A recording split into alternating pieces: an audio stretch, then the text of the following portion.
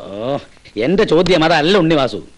ഞാനിവിടെ ഇല്ലാത്തപ്പോ ഈ stop watch വെച്ച് നീ ഉണ്ടാക്കി വെച്ച ഈ കണക്കും PND കണക്ക് നമ്മെ തട്ടിച്ചു നോക്കിയാൽ നീ നിന്റെ അപ്പൂപ്പനും തമ്മിലുള്ള വ്യത്യാസം ഉണ്ടല്ലോ. ഇതെങ്ങനെ സംഭവിച്ചെന്നേ പറഞ്ഞേ? ഈ ടെലിഫോണാണ് സത്യം. ഞാൻ ഒറ്റ പൈസ കക്കാറില്ല. ഇതെന്റെ ചോറാണ്. പിന്നെ എനിക്കെന്താ ഇത്? ചപ്പാത്തിയോ അതോ ചിക്കൻ ഫ്രൈയോ? എടാ എന്റെയും ചോറാ ഇത്. രൂപ 1247 വ്യത്യാസമായി കാണുന്നേ. ഇതെവിടെ പോയെന്നാ? ഇത്രയൊക്കെ എങ്ങനെ വ്യത്യാസം വരുന്നത്? ഒരു കാലത്തും വരാൻ വഴിയില്ല. അരുതെന്നാടാ ഞാനും പറയുന്നത്. ഇങ്ങനെയാണെ നിന്നെ ഇവിടെ ഇരുത്താൻ ബുദ്ധിമുട്ടാ. അത് ശരി. അപ്പൊ കണക്ക് നോക്കി കണക്ക് പറയിപ്പിക്കുന്ന ഒരവസ്ഥയിലേക്ക് തന്നെയാണ് സുധാകരൻ മുതലാളി നീങ്ങുന്നത്. ഏത് വകുപ്പ് മുറുക്കി പിടിച്ചിട്ടാ എന്നിവിടെ ഇരുത്താൻ പറ്റിയാലെന്ന് മുതലാളി പറയുന്നത്? ഇതിന്റെ ലൈസൻസ് ഞാനാണ്. മുതലാളി ഇവിടെ ഇരുത്തണമെന്ന് ഞാനാ തീരുമാനിക്കേണ്ടത്.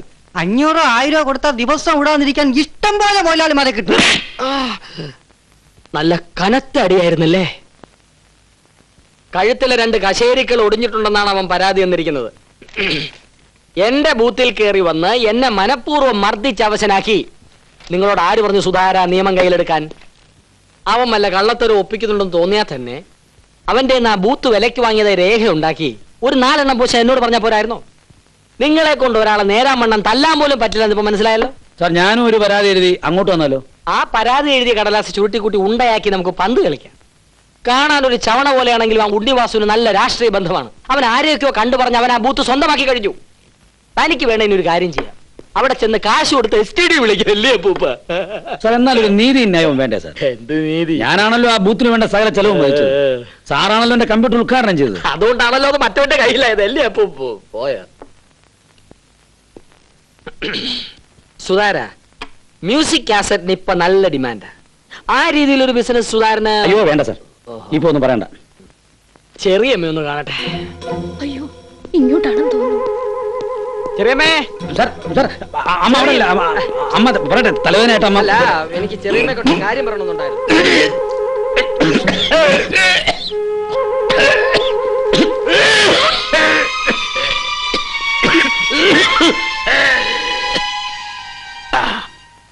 Cool down. ഒരിക്കൽ കൂടി ചുമക്കൂ. എന്താ? ഒരിക്കൽ കൂടി ചുമക്കാൻ. ചിറ്റപ്പന്റെ അതേ ശബ്ദവും അതേ ചുമയും. Keep it up. ഈ താലീസ പത്രാതി വടകം ചുമക്ക് നല്ലതാ, വാങ്ങിച്ചു കഴിക്ക.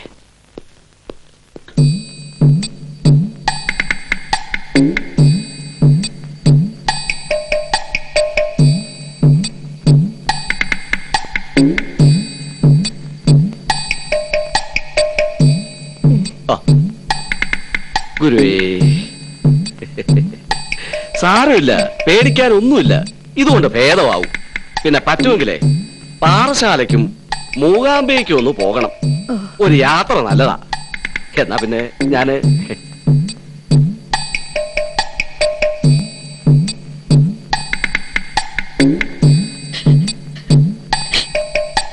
പാറശാലിന്ന് വന്ന മന്ത്രവാദി ഉറക്കം കെട്ടിപ്പോയി.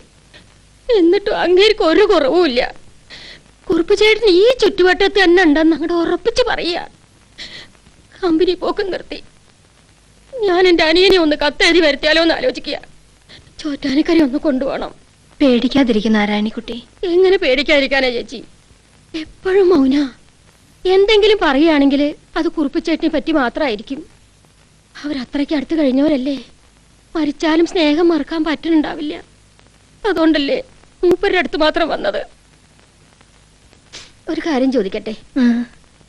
സ്നേഹമുള്ള മുമ്പിൽ ആത്മാക്കൾ പ്രത്യക്ഷപ്പെടാന്ന് വെച്ചാ ആദ്യം പ്രത്യക്ഷപ്പെടേണ്ടത് നിങ്ങളുടെ മുമ്പിലല്ലേ? ചേച്ചി അങ്ങനെ എന്തെങ്കിലും കണ്ടിട്ടുണ്ടോ? ഇങ്ങനെയൊക്കെ ചോദിച്ചാ ഞാൻ എന്താ പറയാ? ഞാൻ എന്നും നല്ല നിലയിലേ അങ്ങാരെ കണ്ടിട്ടുള്ളൂ. ഞാനങ്ങോട്ട് ചെല്ലട്ടെ? പൂജാമുറിന്ന് ഇറങ്ങാറായി. എപ്പോഴും ചന്ദനത്തിരിയും കത്തിച്ചു വെച്ച് പ്രാർത്ഥനയാ. പോട്ടെ.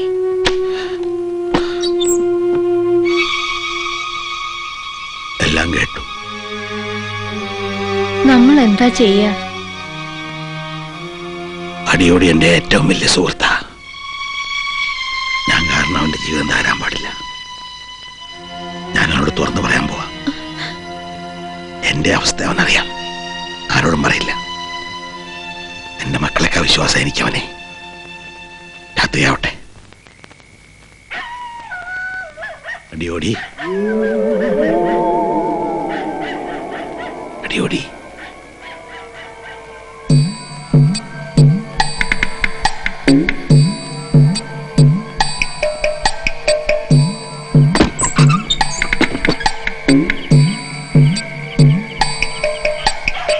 ഇവിടെ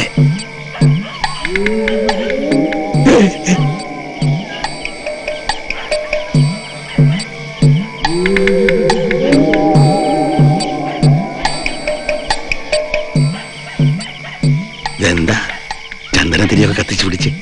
ഇത് ചന്ദനത്തിരിയല്ല, ധൂമമാണ്. കത്തുന്നത് എന്റെ ഹൃദയമാണ്. ഞാൻ തന്നോടൊരു സത്യം പറയാൻ വന്നതാ. ഈ കാണുന്നതിലും വലിയൊരു സത്യം വേറെന്താണുള്ളത്? അവിടെ തനിക്ക് സുഖം തന്നെയല്ലേ? ജയിലിൽ കിടക്കുന്നതിന് എന്ത് സുഖം? അവിടെയും ജയിലുണ്ടോ? തനിക്ക് ജയിലാണെങ്കിൽ എന്റെയൊക്കെ സ്ഥിതി എന്തായിരിക്കും? എന്നെ അവർ നൂൽപാലത്തിൽ കൂടി നടത്തി തിളയ്ക്കുന്ന വെളിച്ചെണ്ണയിലിട്ട് പൊരിക്കും. കള്ളക്കണാരനെ നരകത്തീയിലിട്ട് ചെകുത്താൻമാർ അമ്മാനമാടും. അടിയോടി, തന്നോടൊന്ന് തുറന്ന് സംസാരിക്കാനാ ഞാൻ വന്നത്. സംസാരിച്ചോളൂ. ഇനി ഞാനൊരു സത്യം പറയട്ടെ, എനിക്കിപ്പോ തീരെ പേടിയില്ല. ഞാൻ മരിച്ചിട്ടില്ല അടിയോടി. ആത്മാവിന് ഒരിക്കലും മരണമില്ല. അത് പഞ്ചഭൂതങ്ങളിൽ അധിഷ്ഠിതമാണ്. ആത്മാവ് എടുത്തു ധരിക്കുന്ന വെറും ഒരു ഉടുപ്പ് മാത്രമല്ലേ മനുഷ്യജന്മം? എന്തൊക്കെയായി പറയുന്നത്? തന്റെ തെറ്റിദ്ധാരണ മാറ്റാനാ ഞാൻ വന്നത്. എനിക്കൊരു മനസ്സമാധാനം ഇല്ലാണ്ടായിട്ട് നാളെ എത്രയെന്നറിയാവോ? എങ്ങനെ മനസ്സമാധാനം ഉണ്ടാവും? ആത്മാവിന് വേണ്ടുന്ന കർമ്മങ്ങളൊന്നും തന്റെ മക്കൾ ചെയ്തിട്ടില്ല. മരിച്ചെങ്കിലല്ലേ കർമ്മങ്ങൾ ചെയ്യേണ്ട ആവശ്യമുള്ളൂ. ഞാൻ മരിച്ചിട്ടില്ല. സംശയമുണ്ടെ തൊട്ടു നോക്ക്. ഞാൻ തൊടും. നേരത്തെ പറഞ്ഞു എനിക്ക് പേടിയില്ലെന്ന്. തുടരും. തൊടട്ടെ? ഞാനിപ്പോ തൊടും. തൊട്ടോളൂ. എനിക്ക് പേടിയില്ല, ഞാൻ തൊടാൻ പോവാ.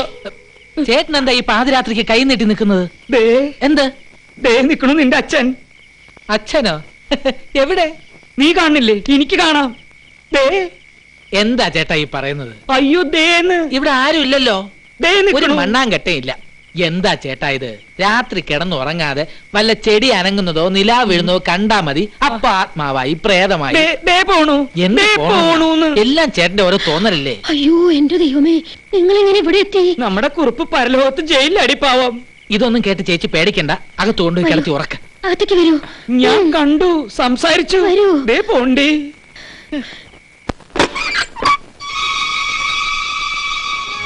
ഞങ്ങളെ ജയിലിൽ കയറ്റാനാണോ ഉദ്ദേശം? അടിയോടി ആരോടും പറയില്ല മോനെ. എന്ന് വിശ്വസിക്കാവുന്ന വിധത്തിലല്ല അയാളുടെ ഇപ്പോഴത്തെ സ്ഥിതി എന്ന് അച്ഛന് മനസ്സിലായില്ലേ?